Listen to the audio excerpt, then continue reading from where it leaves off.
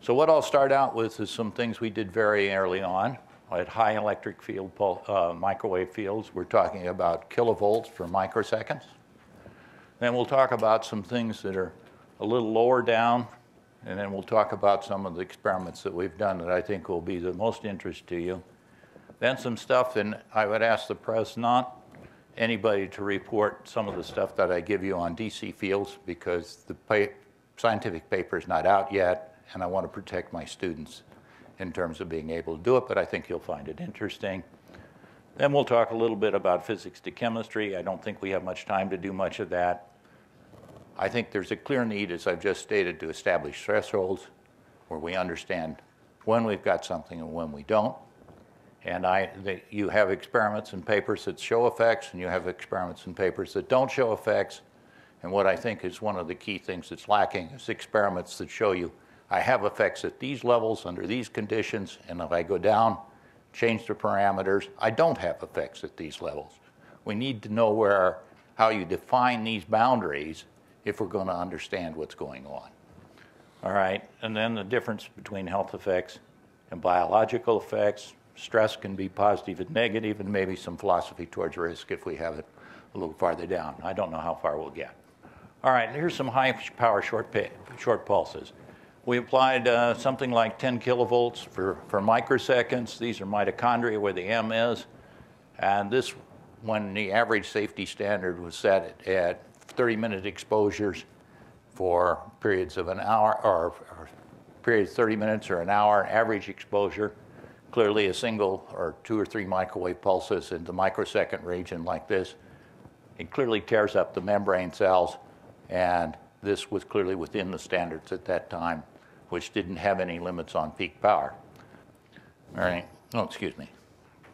All right, here's some experiments that Howard Wachtell and I did looking on pacemaker cells in aplesia, and you can see that it was beating nice and regularly.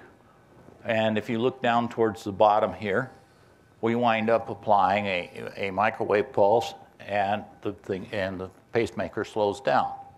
Now, if you heat cells slowly, it speeds up. And we were scrambling around for 5 years, not trying to figure out what was wrong and what was the explanation. We figured we may not know the mechanisms and the details, but we at least ought to have things going in the right direction. Turns out that we discovered in terms of our lab that the rate of change of temperature makes a difference as well as the temperature. And if we were getting changes in temperature as the order of a fraction or a half a degree to a degree per second, we got exactly the opposite effect that we got if you heat the thing slowly. And it turns out you can do the calculation, and there are 2 different ways of doing it. One is if you it took me all of 20 minutes once it tumbled to the idea to come up with an explanation that might work, in spite of the fact we'd kicked this around for 5 years and the equations had been sitting in front of me the whole time, and I didn't know whether to jump for joy or kick myself in the tail. Tumbled it. But if you do the calculation on potassium currents, you'll find out that you hyperpolarize the cell if you change the temperature rapidly. And this will give you a negative bias of about 0.2 of a millivolt, which is enough to change the behavior of this. And we were able to duplicate that in some work that was not ever published for various reasons, both because Howard Wachtell and I are pretty bad about some of this stuff, and the student graduated and left before we got things through the review process. But we could get the same thing with a bolus of hot water. If we pumped a pulse of hot water past our cells, we got exactly the same thing as we got with a microwave exposure. All right, so this is at what I would call an intermediate level. If we go on farther, here's some experiments that we've done at 900 megahertz and whatnot. What we did basically is we put down a stripe of cyclic AMP, then we put down a known quantity of blood plasma where we had centrifuged the cells and extracted the white blood cells from the buffy coat, and slide it over, and we established a concentration gradient that we know how to calculate. And then we exposed it with a system that was not ideal, but we didn't expect to see anything, so I didn't worry too much about setting this up in a way where we had precise measurements of the field exposures, because we didn't expect to see anything. Here's the calculation for the concentration gradients of the cyclic AMP as a function of time and position. You don't want to worry through that. These equations are messy. I didn't even put them up. And here's what we observe with the motion of neutrophils. If there's no chemical gradient there, basically these cells wander around. This is a period of 20 minutes. On the other hand, if we get them in a chemotactic gradient, you start, and this is, I'm cutting out quite a lot of slides, but basically you can get the cells to climb up along the concentration gradient like somebody climbing a hill. When we turn the microwaves on, or turn on 900 megahertz at approximately 0.4 of a volt per meter by one calculation, and that number is not good, you notice the cells go at right angles. Take it off, and they go back up the concentration gradient.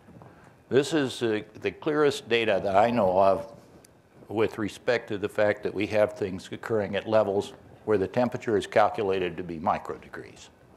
Thermal time constant for relaxation is about 250 microseconds. Right? Here's the other thing. So we had, and it changes in direction about 70% of the time. Now you've heard about tough professors, right? Well, my students on this stuff have got to give blood, right? Because we can get approval to draw blood and test human subjects a lot easier than I can work with mice. The second thing that this data shows, the top curve is what happens when we've exposed these to RF fields at 900 megahertz. The bottom curve is the same thing with the temperature. There is no way in the region around 37 degrees to get to the velocity that we were measuring with the heat alone. Again, this works only about 70% of the time, and the other time it doesn't work at all. And this is the same student drawing blood from the same student on successive days. All right, we don't know what the situation that's changed on this. It may be what they had for dinner. Maybe they're stressed out over a test coming in. Maybe they got a fight with their girlfriend or their boyfriend. I have no idea what the cause is why sometimes we get results and sometimes we don't. But we get this about 70% of the time. It took us a couple of years to get this paper published in a very much reduced form, and we spent something like an additional year trying to pin down the details to deal with as many of the arguments as we could. All right. This circulated in one journal, and I know the editor well and whatever, and basically said this is never going to get published, so we wound up putting it in another journal. All right.